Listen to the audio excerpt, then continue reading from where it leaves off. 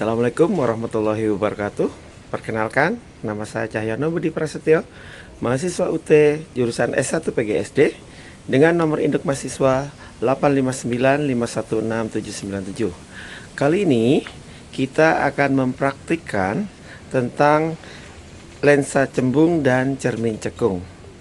Mari kita praktikan. Alat dan bahan yang digunakan dalam praktikum ini adalah lensa cembung, lilin sebagai benda yang diamati, dan papan pantul sebagai layar untuk menangkap bayangan.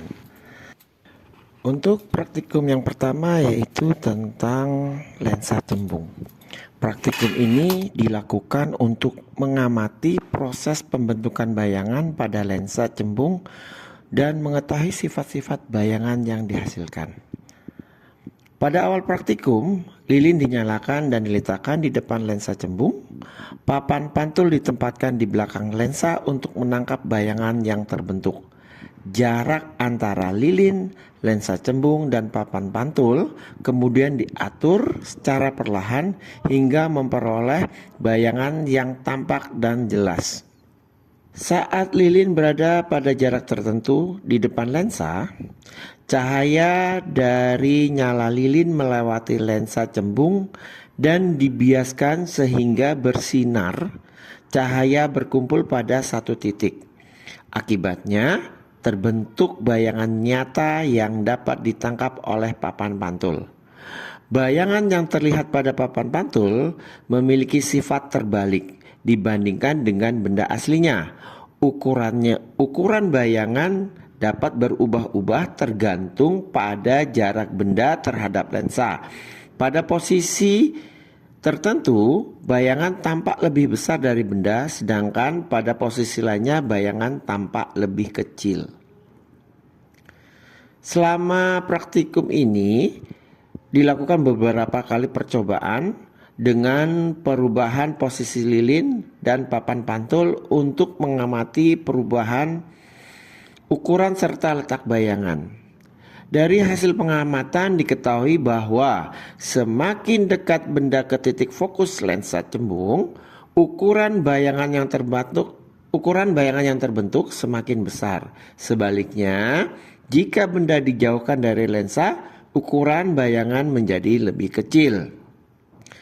Berdasarkan praktikum yang telah dilakukan, dapat disimpulkan bahwa lensa cembung bersifat mengumpulkan cahaya atau disebut dengan konvergen. Lensa cembung dapat membentuk bayangan nyata yang dapat ditangkap oleh layar atau papan pantul. Sifat bayangan yang dihasilkan bergantung pada jarak benda terhadap lensa, yaitu dapat berupa bayangan yang diperbesar atau diperkecil. Namun tetap terbalik apabila bayangan tersebut bersifat nyata dan dapat ditangkap oleh layar.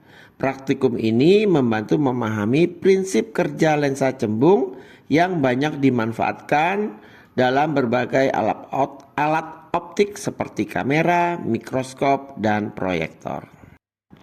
Untuk praktikum yang kedua yaitu pemanfaatan cermin cekung. Pada praktikum ini, cermin cekung dilakukan untuk mengamati pembentukan bayangan pada cermin cekung.